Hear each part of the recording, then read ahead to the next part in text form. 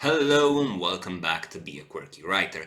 Now today I have a very special video for you about a very special video game. One that this year in particular reaches its 25th anniversary, so I just had to pay it a little bit of an homage. The video game itself is called Heroes of Might and Magic 3. Let's fucking go!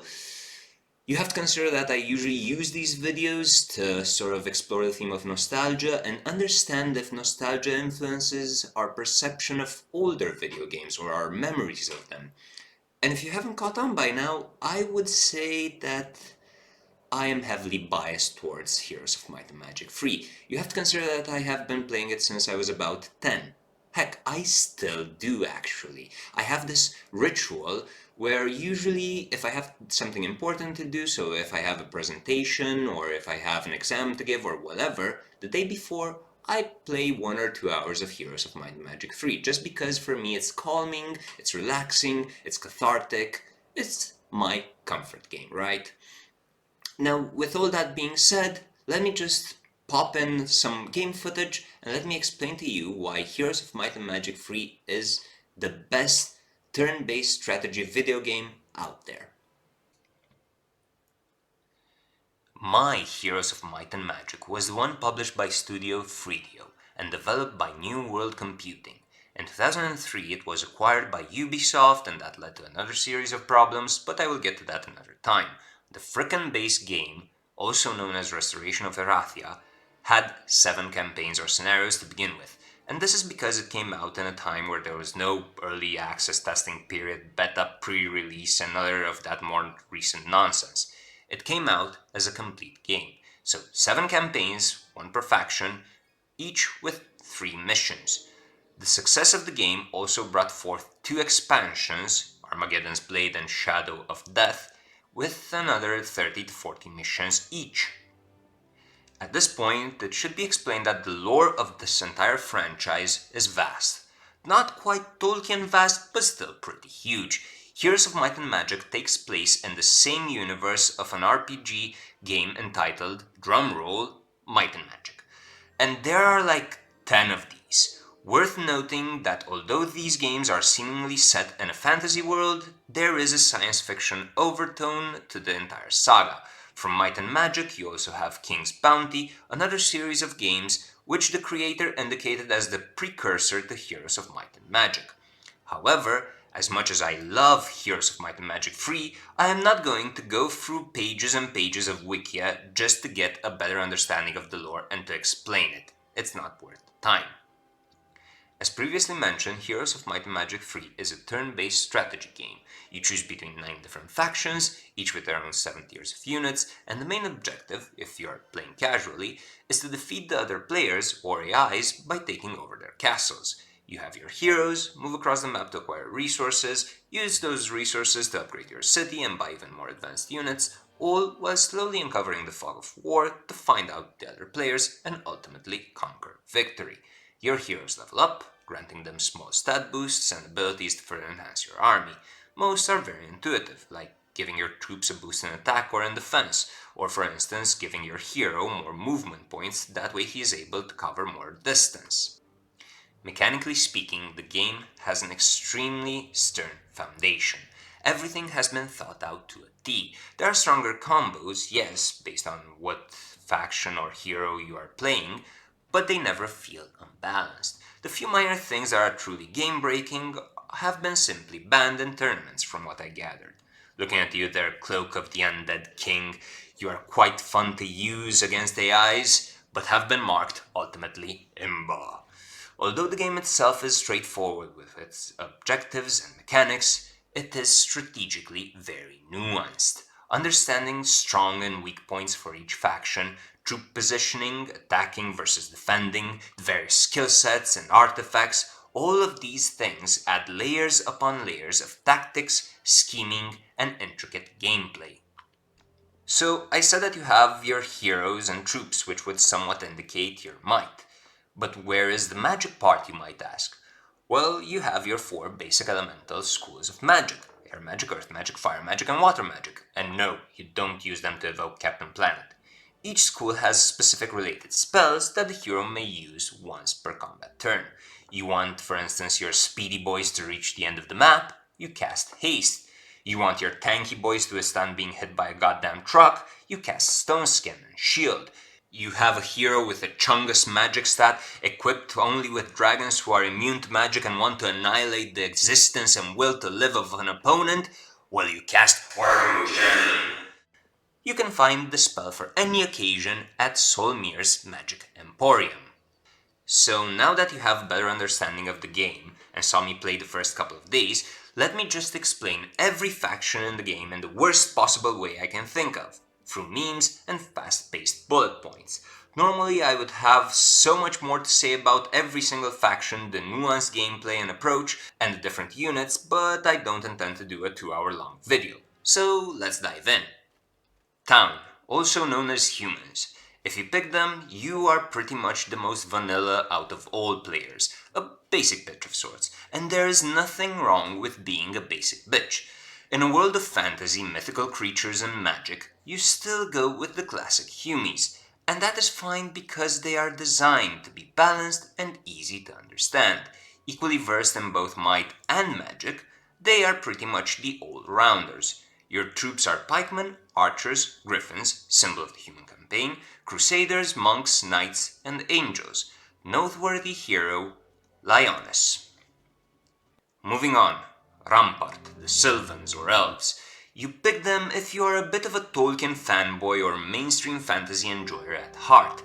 I mean, just look at these lush and green sceneries.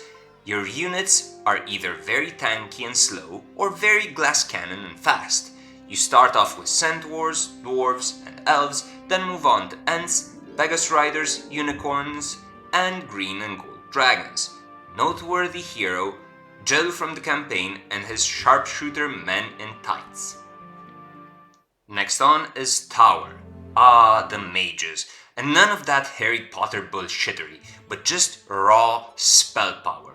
If you pick Tower, you have probably been bullied one too many times as a kid and want a hands-off approach. Your starting units are the 3 Gs, Gremlins, Gargoyles, and Golems. Then you get Mages, Genies, Nagas, and Titans. Tower is technically the only faction that has access to 3 ranged troops in their toolkit. As I said, it's a very stay the fuck away from me kind of approach. Noteworthy hero, Chain Lightning Master Solmir. On to Inferno, the demons, the devils, the fire and brimstone gang. If you pick Inferno, you consider yourself to be evil and malevolent, when in reality you are just a little bit less of a vanilla basic bitch than the human player. This is another prime example of a pretty well-rounded faction, maybe slightly more favoring magic. Your units hit hard enough and have pretty good mobility overall. You start with imps, gogs, and hellhounds, then you have your demons, pit fiends, ifrits, and finally your devils. Noteworthy hero Zidar. Ah, Necropolis is up next. The undead, the once alive, the soulless, the skelly boys. If you pick Necropolis, you are usually a backstabbing bastard who just wants to win. Your units might have low health, but who cares when you have an infinite supply of them?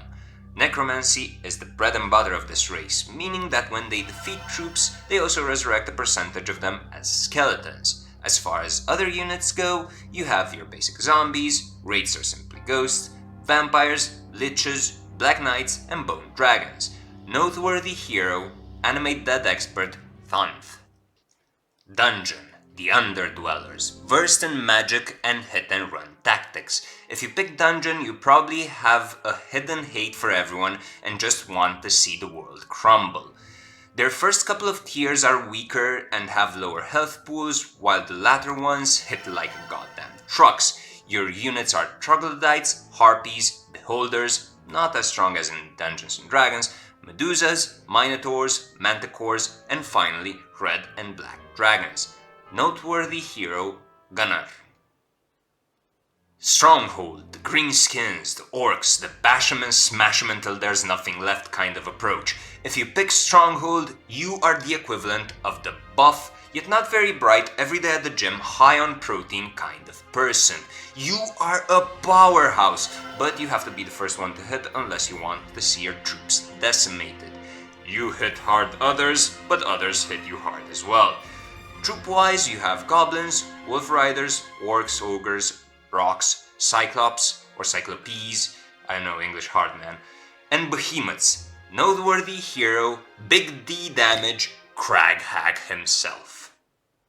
Fortress, the swamp people, the marshlanders, the why is my hero so goddamn fucking slow on this terrain faction. If you voluntarily pick Fortress, you are probably one of the 10 people out there to do so, maybe 20. You just want to be left alone and live in peace in your swamp, like Shrek. But when enemies come a-knockin', they will get a different kind of peace. A piece of ass whoopin' that is. You may not be versed in spells, but your units are extremely mobile, letting you have a pretty decent control of the battlefield. You start with gnolls, lizardmen, and serpentflies, and then gain access to basilisks, gorgons, wyverns, and hydras. Noteworthy hero, Stig. Ending up with Conflux, the elementals, the race added in Armageddon's Blade. If you pick Conflux, you probably have a shimmering personality and still see the magic in the world. So you're delusional. Either that, or you just really like the frickin' pixies. Looking at you there, Uncle E. As a Conflux player, your bread and butter is magic. Your units are pixies, air elementals, water elementals, fire elementals, and yep, you guessed it, Steves. An army of Steves, also known as earth elementals. Then you have psychic elementals and firebirds, which later upgrade to phoenixes. No really noteworthy hero to mention. Now that concludes the bullet point presentation of the factions. One thing that I however want to emphasize is just how well each of these factions are made and how everything fits cohesively within the game mechanics. Each faction has strong suits and ways to compensate for what they lack. Another fundamental aspect, furthermore in my opinion, is music. Each faction has a particular soundtrack played while in the respective castle. I cannot stress enough just how much these songs thematically fit with the faction they portray. I would almost tell you that there is something ineffable about them. The composer for these tunes, Paul Anthony Romero, is simply a gigachad. I mean, just look at the guy. A couple of months ago, they did the 25th anniversary concert featuring some of the music from the game, and I will link that in the description if you are interested. What I am left to say is that there is a reason that Heroes of Might and Magic 3 was so beloved, and actually still is today.